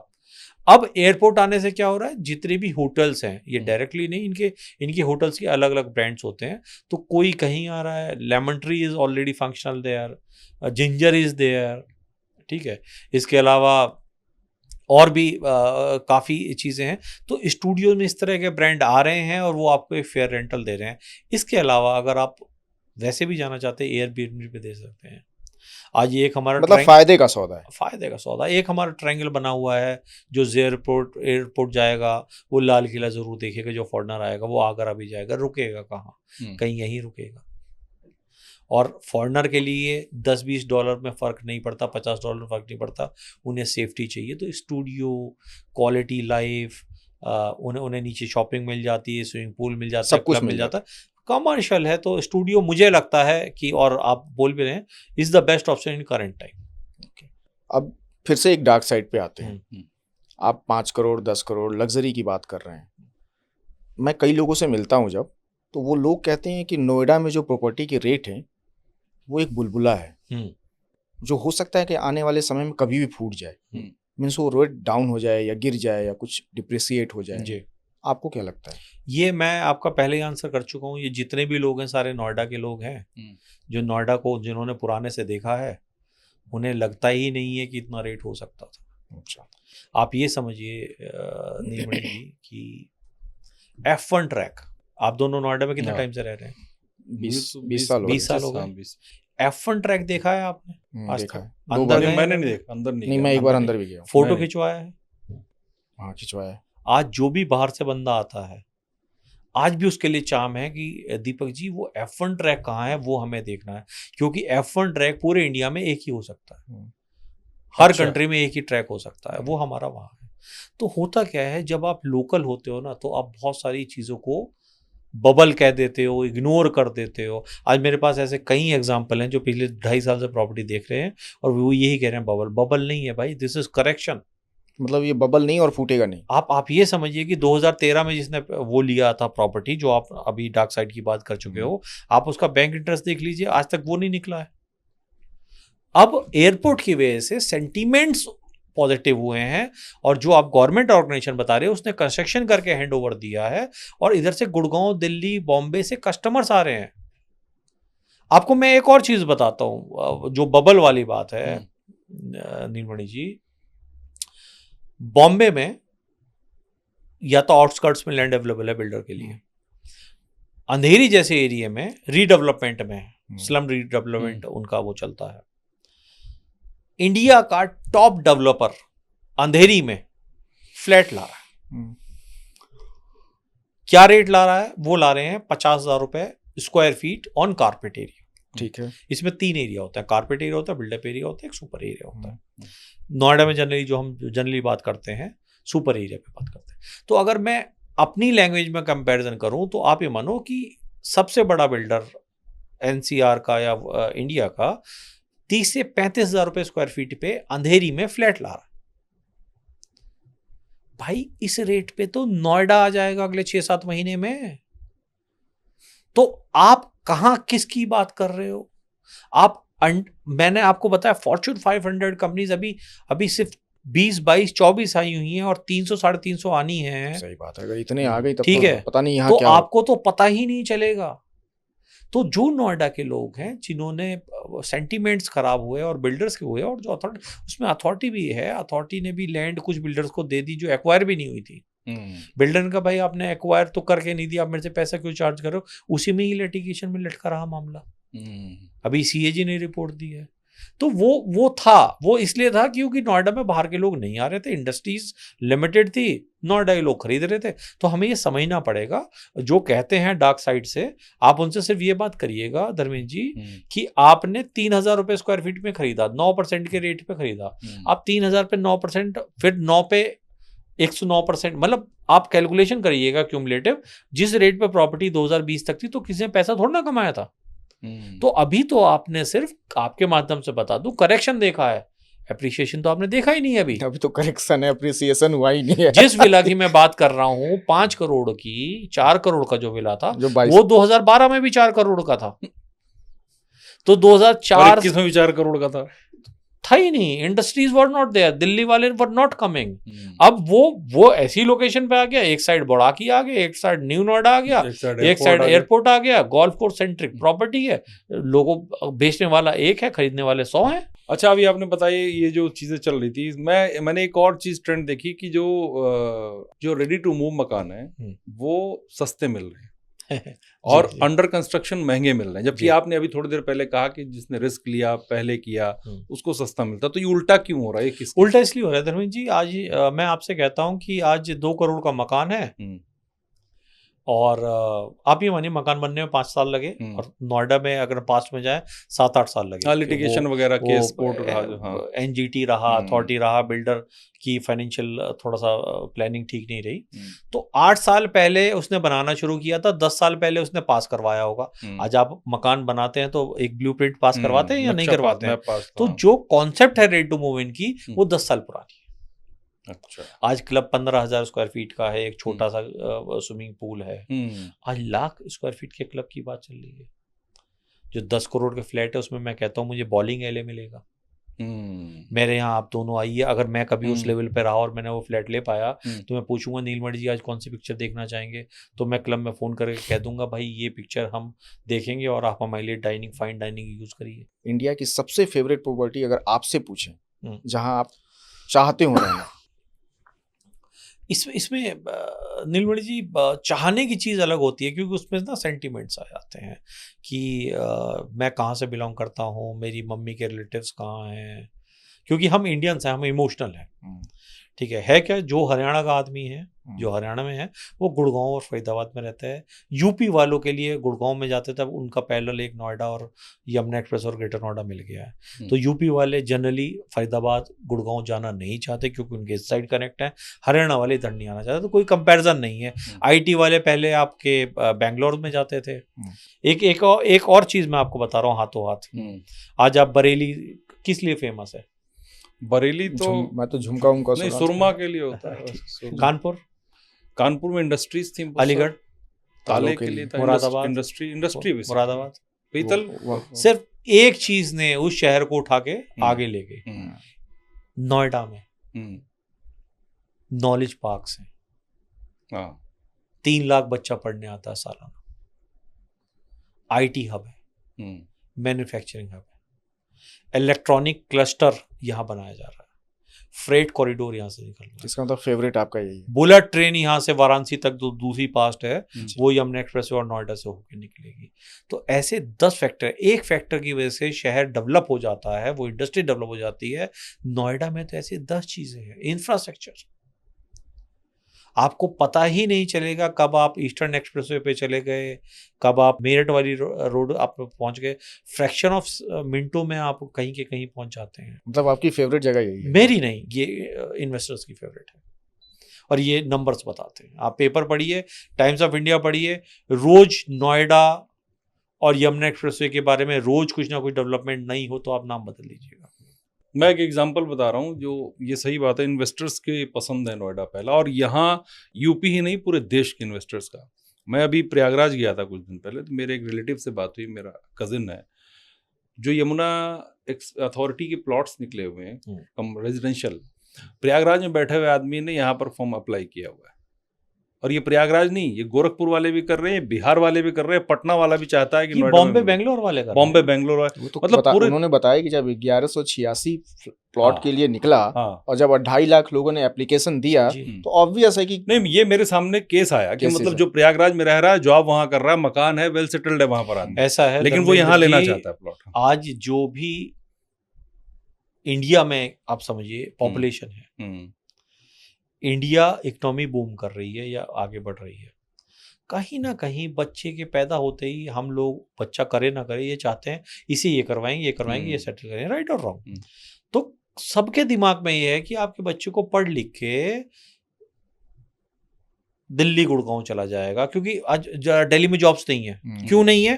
क्योंकि इंडस्ट्रीज के लिए सबसे बड़ी चीज क्या होती है? रेंट। किसी कंपनी के लिए सबसे बड़ा खर्चा होता है रेंट और कनेक्टिविटी। अब तक गुड़गांव में थी, अब नोएडा आ रही है। तो जिसका बच्चा भी थोड़ा सा भी उन्हें लगता है कि भाई अपना तो बिजनेस है नहीं, इसे जॉब करनी, तो वो लोग आई कर रहे हैं इस अपॉर्चुनिटी को। गुड़गांव में 200-300 कंपनीज ऐसी थी जिन्होंने टाइमली ऑफिस स्पेस ले लिया, जैसे डीएलएफ ने पूरा साम्राज्य बना लिया, ठीक है। अब सेम अपॉर्चुनिटी नोएडा में आई है, तो वो 200-300 कंपनी तो लेना चाहती हैं, लेकिन हाथों हाथ वो 10,000 कंपनीज भी लेना चाहती है जिन्होंने गुड़गांव मिस कर दिया था। अब इस पॉडकास्ट को हम लोग आखिरी पड़ाव पे लेके जाते हैं। आप बेसिकली, दर्शक इतने देर से ये सोच रहे होंगे कि आप क्या करते हैं एग्जैक्टली। अगर दर्शक आपसे संपर्क करे तो किस लिए करे, और आप एग्जैक्टली करते हमारा नीलमणि जी तो जो फॉर्मेट है वो थोड़ा सा डिफरेंट है जी। आप ये मानिए कि we work as a consultant.